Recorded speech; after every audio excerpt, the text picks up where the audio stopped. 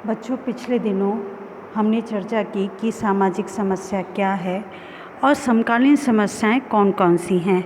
हमने चर्चा की निर्धनता के बारे में। हमने ये जाना कि निर्धनता किसे कहते हैं। हमने ये भी जाना कि निर्धनता के सिद्धांत कौन कौन से हैं। और हमने ये भी जानने की चेष्टा की कि ऐसे कौन से कारण हैं जिनके कारण व्यक्ति निर्धन होता है। ठीक है, अब हम पढ़ेंगे, जैसा मैंने आपसे कल कहा था कि हम ये जानेंगे कि ऐसे कौन से माध्यम है। देखिए, आपको याद होगा कि आरंभ में ही मैंने आपसे कहा था कि विश्व का ऐसा कोई भी समाज नहीं है जहाँ सामाजिक समस्या ना हो।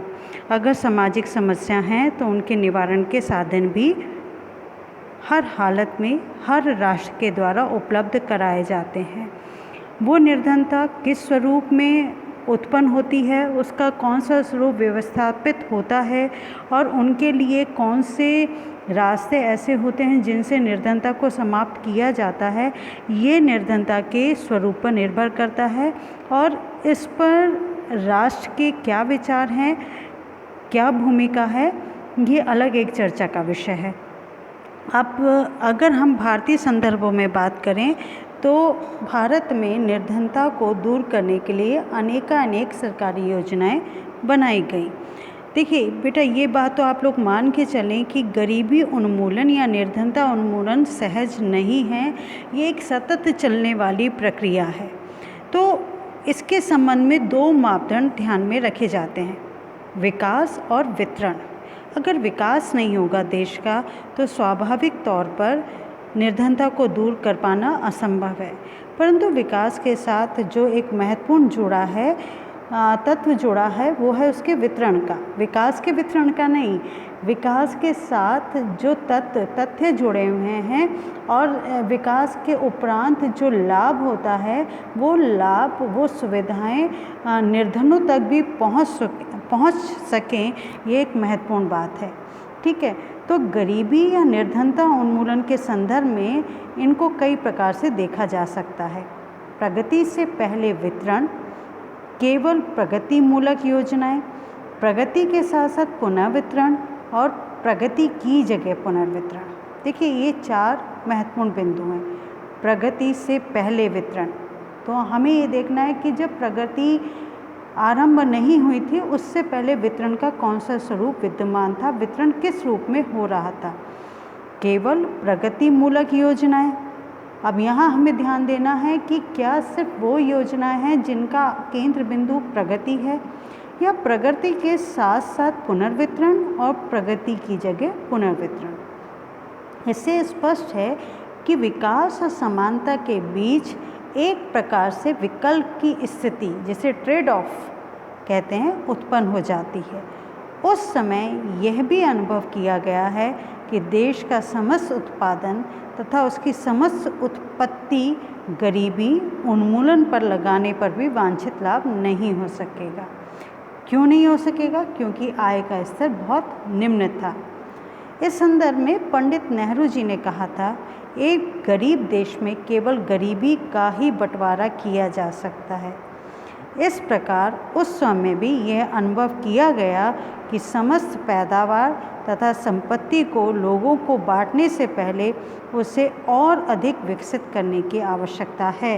ये बात आपको ध्यान में रखनी है, ये बहुत महत्वपूर्ण बात है कि समस्त पैदावार तथा संपत्ति को लोगों में बांटने से पहले उसे अधिक विकसित करने की आवश्यकता है।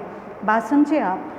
अगर पैदावार, देखिए, उपलब्ध पैदावार को आप कितना बांट लेंगे, उपलब्ध संपत्ति को, अर्थ संसाधनों को आप कितना बांट लेंगे, तो मूल आवश्यकता क्या है? पहले प्रगति की जाए, पहले संपत्ति को बढ़ाया जाए, पहले पैदावार को बढ़ाया जाए, तत्पश्चात ही गरीबी उन्मूलन के प्रयास किए जाएं। ठीक है, अब हम आगे बढ़ते हैं। अब देखिए, हमें ये भी जानना होगा कि ऐसे कौन से संसाधन हैं जिनके द्वारा गरीबी को या निर्धनता को दूर करने के लिए सरकारी स्तर पर प्रयास किए गए। तो यहाँ पर जो सबसे महत्वपूर्ण बिंदु है वो है पंचवर्षीय योजनाएं। बच्चों, स्वतंत्रता के पश्चात ही पंचवर्षीय योजनाएं बनने लगी। पंचवर्षीय योजना स्पष्ट है, नाम से स्पष्ट है, 5 वर्षों के लिए बनाई गई योजना। यूँ तो हर पंचवर्षीय योजनाओं में गरीबी निर्धनता उन्मूलन कार्यक्रमों को संबोधित किया गया, परंतु हम विशेष तौर पर यहाँ चौथी और 5वीं पंचवर्षीय योजना में निर्धनता उन्मूलन कार्यक्रमों का जो स्वरूप प्रस्तुत किया गया और जिसके संबंध में आगे क्रियान्विति भी की गई, उसके संबंध में आज हम बात करेंगे। सन 1969 में, याद रखिएगा, सन 1969 में अखिल भारतीय ग्रामीण ऋण समीक्षा समिति, जिसका शॉर्ट फॉर्म क्या था, AIRCRC, याद रखिएगा, AIRCRC, अखिल भारतीय ग्रामीण ऋण समीक्षा समिति। तो AIRCRC ने अपनी रिपोर्ट प्रस्तुत की, जिसमें दिए गए विचारों के आधार पर चौथी योजना में ऐसे कदम उठाए गए। कौन सी चौथी योजना? चौथी पंचवर्षीय योजना। तो चौथी पंचवर्षीय योजना में ऐसे कदम उठाए गए जिससे गरीबी रेखा के पास के छोटे एवं सीमांत किसान और भूमिहीन कृषक श्रमिक विकास की प्रक्रिया में भाग ले सकें तथा उससे होने वाले लाभों को पा सकें, क्योंकि भूमि एवं अन्य परिसंपत्तियों का वितरण इस प्रकार का है कि विकास प्रक्रिया से होने वाले लाभ अब तक उन्हें प्राप्त नहीं हुए हैं। ये किसने रिपोर्ट दी थी? AIRCRC, जिसका पूर्ण नाम है अखिल भारतीय ग्रामीण ऋण समीक्षा समिति। ठीक है। अब चौथी पंचवर्षीय योजना में 2 तरह के कदम उठाए गए। कौन कौन सा कदम उठाए गए? पहला छोटे किसानों के लिए, दूसरा सीमांत किसानों के लिए। ठीक है। अब सीमांत किसानों और छोटे किसानों के लिए क्या कदम उठाए गए? हम ये देखते हैं कि जिनके पास 1 या 2 हेक्टेयर के बीच सिंचित अथवा सिंचाई योग्य भूमि और शुष्क क्षेत्र में 3 हेक्टेयर भूमि हो या 1 हेक्टेयर से कम भूमि वाले किसानों को सीमांत किसानों की संख्या दी गई। ध्यान से समझिएगा, ये आपके असाइनमेंट में भी प्रश्न पूछा जा सकता है, ये आपकी वार्षिक परीक्षा में भी प्रश्न पूछा जा सकता है कि चौथी पंचवर्षीय योजना में सीमांत किसानों की संख्या किसे दी गई। तो किसे दी गई? मैं दोहराती हूँ, जिनके पास 1 या 2 हेक्टेयर के बीच सिंचित अथवा सिंचाई योग्य भूमि और शुष्क क्षेत्र में 3 हेक्टेयर भूमि हो अथवा 1 हेक्टेयर से कम भूमि वाले किसानों को सीमांत किसानों की संज्ञा दी गई। उन्हें कृषि संबंधी मजदूर कहा गया, जो अपनी आय का 50% मजदूरी करके प्राप्त करते थे। ठीक है। अब हम आगे पढ़ते हैं। इस योजना में मानकर चला गया कि यदि इन लोगों को ऋण, सिंचाई की सुविधाएं, समर्थन कीमतों तथा फसल बेचने की सुविधाएं प्रदान की जाएं तो इनकी अनेक कठिनाइयां दूर हो जाएंगी। अब प्रश्न कैसे पूछा जा सकता है आपसे? देखिए, ये बात मैं इसलिए पुनः दोहराती हूँ क्योंकि प्रश्नों का जो स्वरूप होता है और उसका उत्तर किस प्रकार से होना चाहिए, ये भी आप लोगों को अच्छे अंक प्राप्त करने के लिए पता होना चाहिए। प्रश्न यूँ पूछा जा सकता है कि चौथी पंचवर्षीय योजना में ऐसे कौन से प्रावधान किए गए जिनसे ये माना गया कि सीमांत किसानों की परेशानियां सुलझ सकती हैं। तो यहाँ पर क्या उत्तर आएगा कि इन लोगों को ऋण, सिंचाई की सुविधाएं, समर्थन कीमतों तथा फसल बेचने की सुविधाएं प्रदान की जाएं तो इनकी अनेक कठिनाइयाँ दूर हो जाएंगी। ठीक है। सरकार ने सोसाइटी रजिस्ट्रेशन एक्ट, कौन सा एक्ट था? सोसाइटी रजिस्ट्रेशन एक्ट 1960 के अंतर्गत छोटे किसानों तथा भूमिहीन मजदूरों के लिए किसान विकास एजेंसियां, इसका शॉर्ट फॉर्म क्या है? SFPA, किसान विकास एजेंसियां, तथा सीमांत किसानों के लिए सीमांत किसानों तथा कृषक मजदूर विकास एजेंसियां, इसका शॉर्ट फॉर्म क्या होगा? MFALDA।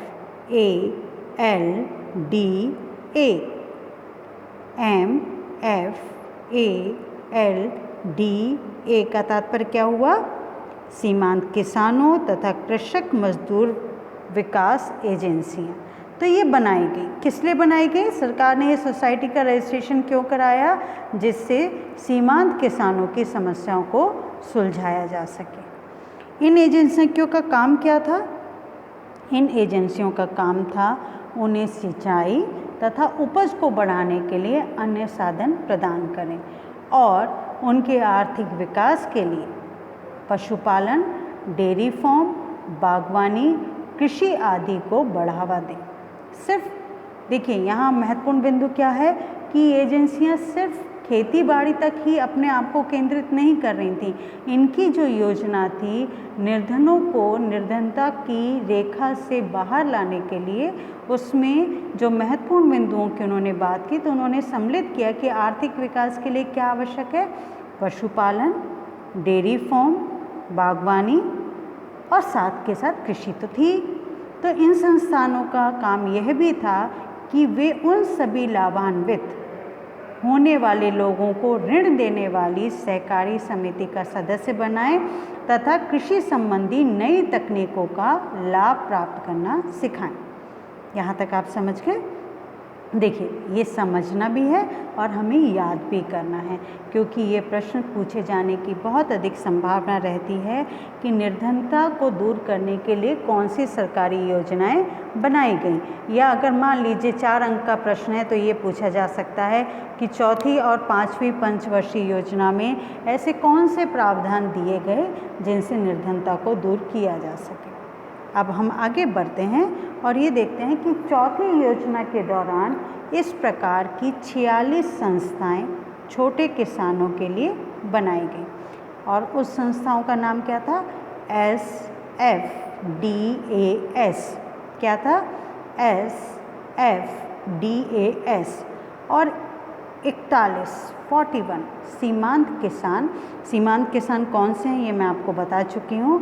सीमांत किसान तथा लघु कृषक मजदूर विकास एजेंसियाँ, फिर दोहराऊँ, सीमांत किसान तथा लघु कृषक मजदूर विकास एजेंसियाँ MFALS बनाई गई। यद्यपि लघु किसान विकास संस्थाओं का कार्य 1969 में लागू हो गया था, परंतु 1971-72 में ही ये दोनों संस्थाएं कार्य योग्य हो पाई थी। ठीक है, कौन कौन सी संस्थाएं? SFDAS और MFALS। ठीक है, अब राष्ट्रीय आयोग की सलाह पर 1976 में इन दोनों संस्थाओं को मिलाकर एक कर दिया गया। किन दोनों संस्थाओं को मिलाकर एक किया गया? SFDAS और MFALS, इन दोनों को मिला के एक कर दिया गया। राष्ट्रीय कृषि आयोग की सलाह पर किया गया। ठीक है, और उस समय अर्थात 1980 में ये संस्थाएं बनी कब थी? 1969 में, परंतु कार्य करने योग्य कब बनी थी? 71-72। और कब इनको एक किया गया? 76 में। ठीक है, उस समय अर्थात 1980 में तत्कालीन समय में समन्वित ग्रामीण विकास कार्यक्रम, समन्वित ग्रामीण विकास कार्यक्रम को क्या कहते हैं? IRDP। क्या कहते हैं? IRDP कार्यशील था। 1980 में इन्हें ग्रामीण विकास कार्यक्रम में शामिल कर लिया गया। ठीक है, अब हम आगे बढ़ें। इन दोनों प्रकार की संस्थाओं SFDAS, ठीक है, तथा MFALS से ये अपेक्षा नहीं की जाती थी कि वे स्वयं ही किसी भी कार्यक्रम को सीधे लागू करेंगी, बल्कि वे अन्य संस्थाओं को इन कार्यक्रमों को लागू करने के लिए उत्तरदायी बनाएंगी। फाइन, यहाँ तक समझ में आया? इनसे ये अपेक्षा नहीं थी। किनसे अपेक्षा नहीं थी? SFDAS से और MFALS से कि वे स्वयं किसी कार्यक्रम को सीधे तौर पर लागू करेंगी, अपितु इन संस्थाओं से इन कार्यक्रमों को लागू करने के लिए ये उत्तरदायी बनाएंगे। MFAL संस्थाएं, कौन सी संस्थाएं? MFAL, जिसे हिंदी में क्या कहते हैं? लघु कृषक मजदूर विकास एजेंसियां। संस्थाएं कृषक मजदूरों के लिए अच्छे रोजगार को ढूंढने में मदद करती थी, किंतु सीमित वित्त होने के कारण, वित्त का मतलब आर्थिक संसाधन, आर्थिक सुविधाएं होने के कारण केवल वही किसान इसका लाभ उठा पाते थे जो तकनीकी मदद मिलने पर अपनी आवश्यकता से अधिक पैदावार करने योग्य समझे जाते थे। ठीक है, अब हम बात करते हैं न्यूनतम आवश्यकता कार्यक्रम। किसकी बात करेंगे? न्यूनतम आवश्यकता कार्यक्रम। अब इस संबंध में हम ये बात करते हैं कि न्यूनतम आवश्यकता कार्यक्रम क्या है। तो भारत में न्यूनतम आवश्यकता कार्यक्रम 5वीं योजना में लागू किया गया। 5वीं योजना कौन सी है? 5वीं पंचवर्षीय योजना। क्या नाम था कार्यक्रम का? न्यूनतम आवश्यकता कार्यक्रम। याद रहेगा आप लोगों को, न्यूनतम आवश्यकता कार्यक्रम। न्यूनतम आवश्यकता कार्यक्रम कब लागू किया गया? 5वीं पंचवर्षीय योजना में। भारत में न्यूनतम आवश्यकता कार्यक्रम 5वीं पंचवर्षीय योजना में लागू किया गया। इस कार्यक्रम को भारत में एक अलग कार्यक्रम के रूप में लागू नहीं किया गया था, ये याद रखिएगा। इस कार्यक्रम को भारत में एक अलग कार्यक्रम के रूप में लागू नहीं किया गया। संक्षेप में यह उन सभी सामाजिक सेवाओं का संकलन है जिसमें उद्देश्य, लागत और लक्ष्यों का समन्वय किया गया। ये कार्यक्रम विभिन्न खंडों के कार्यक्रमों के ही भाग हैं और इनके लिए अलग से धनराशि की व्यवस्था नहीं की गई। ठीक है, उदाहरण के लिए न्यूनतम आवश्यकता कार्यक्रम के स्वास्थ्य संबंधी कार्यक्रमों को सामान्य स्वास्थ्य संबंधी कार्यक्रमों में जोड़ दिया गया और इसके लिए वही धनराशि थी जो कि स्वास्थ्य कार्यक्रमों के लिए रखी गई थी, अलग से धनराशि नहीं दी गई। तो 5वीं योजना में न्यूनतम आवश्यकता कार्यक्रम के निम्नलिखित अंग थे। पहला, 14 वर्ष तक के, 0 से 14, 0 से 14 का मतलब क्या हुआ? जिन बच्चों ने जन्म लिया है ना। 14 वर्ष तक की आयु वर्ग के सभी बच्चों के लिए प्राथमिक शिक्षा का व्यापक प्रबंध उनके रहने के स्थान के आसपास किया जाए। अब ये क्यों? प्राथमिक शिक्षा पे क्यों जोर है? देखिए, विश्व भर में ऐसा कोई राष्ट्र नहीं है जो इस बात को नहीं समझता और इस तथ्य से परिचित ना हो कि शिक्षा निर्धनता को दूर करने का एक बहुत बड़ा शस्त्र है, एक बहुत बड़ा हथियार है। जो देश जितना अधिक शिक्षित होगा वो उतना ही अधिक बुद्धिजीविता संपन्न होगा और बुद्धिजीविता निर्धनता को दूर करने का एक बहुत बड़ा संसाधन है।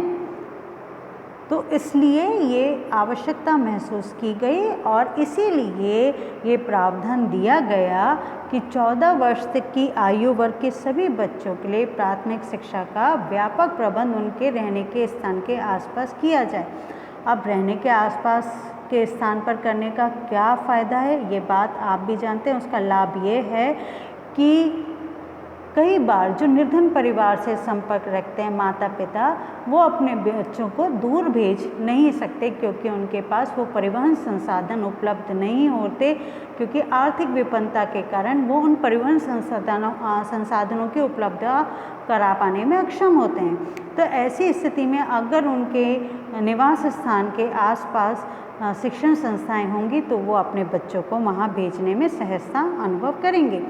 अब उसके बाद हम आते हैं दूसरा जो महत्वपूर्ण बिंदु है, न्यूनतम आवश्यकता कार्यक्रम का जो अंग है वो था गांव में न्यूनतम स्वास्थ्य सेवा उपलब्ध कराई जाए।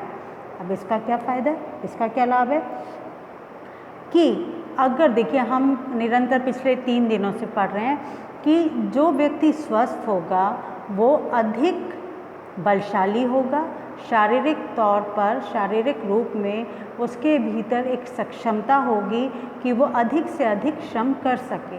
तो ये बात स्वस्पष्ट है, खुद में अपने आप में बिल्कुल साफ है, क्लियर है कि स्वस्थ व्यक्ति अस्वस्थ व्यक्ति की अपेक्षाकृत श्रम अधिक कर सकता है। यही कारण है कि जो व्यक्ति अस्वस्थ है वो निर्धनता के अंधेरे में बहुत जल्दी ढकेल दिया जाता है। ठीक है, अब उसके बाद न्यूनतम आवश्यकता कार्यक्रम के अंतर्गत तीसरा अंग क्या था? पानी की कमी वाले ग्रामीण क्षेत्रों में पानी उपलब्ध कराया जाए। देखिए, स्वस्थ रहने का एक प्रमुख साधन और कौन सा है? पानी, पीने का पानी, स्वच्छ पानी। अगर आपको भली भांति आप परिचित होंगे, आपने सबने 9वीं या 10वीं में विज्ञान पढ़ा है कि मनुष्य के शरीर में लगभग 70 से 75% बीमारियों का कारण क्या है? अस्वच्छ जल। तो अगर स्वच्छ जल की उपलब्धता होगी, टेप वाटर जो मिलेगा, तो बीमारियां स्वतः ही दूर होती चली जाएंगी। अब अगला अंग क्या था? 1500 अथवा उससे अधिक जनसंख्या वाले सभी भागों में प्रत्येक ऋतु में काम आने वाली सड़कें बनाई जाएं। स्पष्ट। अब इससे क्या फ़ायदा होगा? देखिए, इससे लाभ क्या होगा कि जब हमारे परिवहन के साधन उपलब्ध होंगे, छोटे शहरों में, छोटे गांव में, छोटे कस्बों में जब परिवहन के साधन उपलब्ध होंगे तो व्यक्ति श्रम के लिए, रोजगार के लिए सहजता से दूसरी ओर जा सकेगा। ठीक है, अब इसके बाद 5वीं योजना में न्यूनतम आवश्यकता कार्यक्रम के अंतर्गत अगला अंग क्या था? ग्रामीण क्षेत्रों में भूमिहीन मजदूरों के लिए पक्के मकान बनवाए जाए। ये भी स्पष्ट है कि अगर व्यक्तियों के पास पक्के मकान होंगे तो उनके स्वस्थ रहने की संभावना अधिक हो जाती है। ये स्वस्थता सिर्फ शारीरिक नहीं है, मानसिक भी है, क्योंकि व्यक्ति अपने आप को मानसिक तौर पर जब सुरक्षित महसूस करता है तो उसके मानसिक रूप से अवसादग्रस्त होने की संभावना बहुत कम हो जाती है। अब इसके बाद जो 6वां अंग है, शहरों की गंदी बस्तियों में पर्यावरण को सुधारा जाए। इस बारे में तो आप बहुतेरे समाचार पत्र पत्रिकाओं में, आप न्यूज़ चैनल्स में लगातार पढ़ते और सुनते आए हैं कि जो मलिन बस्तियां हैं शहरों में, वो अस्वस्थता का गढ़ बन जाती हैं और ये एक बहुत डरावना चित्र उपस्थित हो जाता है। इसलिए निरंतर हर सरकार द्वारा ये प्रयास किया जाता है कि इन जो कच्ची बस्तियां हैं, मलिन बस्तियां हैं, गंदी बस्तियां हैं, इनके स्वस्थ पर्यावरण के लिए निरंतर प्रयास किए जाएं। और न्यूनतम आवश्यकता कार्यक्रम में 7वां जो अंग था, प्रावधान था, वो था बिजली की सुविधाओं को ग्रामीण क्षेत्रों तक पहुंचाया जाए। ठीक है, अब हम बात करेंगे सामुदायिक विकास कार्यक्रम की। ये निर्धनता को दूर करने का सरकारी स्तर पर एक महत्वपूर्ण प्रयास रहा है, सामुदायिक विकास कार्यक्रम। ठीक है, ये कब आया, कब सामने आया? तो 2 अक्टूबर 1962 को सामुदायिक विकास कार्यक्रम की शुरुआत की गई। कब की गई? 2 अक्टूबर को 1952। ठीक है, को सामुदायिक विकास कार्यक्रम की शुरुआत की गई। सामुदायिक विकास से आशय वैसे संगठित एवं सुनियोजित क्रियाओं से है। कैसी क्रियाओं से? संगठित और सुनियोजित को इंग्लिश में क्या कहते हैं? Well planned. ठीक है, जिससे गांव के विकास तथा कल्याणकारी क्रियाओं में सरकार के साथ समुदाय की भी भागीदारी होती है। भारत की प्रथम पंचवर्षीय योजना में सामुदायिक विकास कार्यक्रम तथा राष्ट्रीय प्रसार सेवा ग्रामीण क्षेत्र में सामाजिक एवं आर्थिक परिवर्तन की प्रक्रिया को प्रभावपूर्ण बनाने के लिए शुरू किया गया। किस प्रक्रिया को प्रभावपूर्ण बनाने के लिए शुरू किया गया? सामाजिक एवं आर्थिक परिवर्तन की प्रक्रिया को। और जब भी ये मान के चलें कि सरकारी स्तर पर हम ये वाक्य प्रयोग में लेते हैं सामाजिक एवं आर्थिक परिवर्तन की प्रक्रिया, तो ये पूर्णतः सकारात्मकता की दृष्टि को लिए हुए होती है। तो प्रथम पंचवर्षीय योजना में सामुदायिक विकास कार्यक्रम तथा राष्ट्रीय प्रसार सेवा ग्रामीण क्षेत्र में सामाजिक एवं आर्थिक परिवर्तन की प्रक्रिया को प्रभावपूर्ण बनाने के लिए सामुदायिक विकास कार्यक्रम 2 अक्टूबर 1952 को शुरू हुआ। तो आज हमने निर्धनता को दूर करने के लिए सरकारी स्तर पे जो प्रयास किए गए उसके प्रथम चरण को जाना। अब हम आने वाली कक्षाओं में और कौन कौन सी सरकारी योजनाएं स्वतंत्रता प्राप्ति के पश्चात बनी और आज तक निरंतर बनती आ रही हैं, जिनसे निर्धनता को दूर किया जाए और भारत का विकास हो सके और वो विकासशील देश की श्रेणी से ऊपर उठकर विकसित देशों में शामिल हो सके। तो इस पूरी प्रक्रिया में कौन कौन सी योजनाएं और सम्मिलित हैं, इसके बारे हम आने वाले समय में जानेंगे। तब तक मैं आप लोगों से ये आशा करती हूँ कि जो कुछ आज हमने पढ़ा समझा और इसके PDF नोट्स अभी थोड़ी देर में ही मैं आपको उपलब्ध करा दूंगी। तो इन PDF नोट्स को पहले आप ऐसा कीजिए, इस वीडियो को सुनिए, हो सकता है आपको बहुत कम समझ में आए, फिर उसके बाद PDF नोट्स को पढ़िए, आपको थोड़ा सा और समझ में आएगा, फिर पुनः आप इस वीडियो को सुने, आप लगभग 75% स्थिति में पहुंच जाएंगे कि आपको समझ में आ गया। और पुनः जब आप PDF नोट्स को पढ़ेंगे, मैं पूर्ण विश्वास से कहती हूँ कि आपको अपना आने वाले समय में भी अगर आप इस प्रक्रिया को अपनाते हैं तो आपको अपने पाठ्यक्रम का एक एक अंश समझ में आ जाएगा। आपके भावी भविष्य के लिए मेरी ओर से हमेशा बहुत सारी शुभकामनाएं हैं। तो आज पुनः आप लोगों को बहुत सारा आशीर्वाद और शुभकामनाएं। आप पढ़ते जाइए और निरंतर विकास की ओर बढ़ते चले जाइए। धन्यवाद।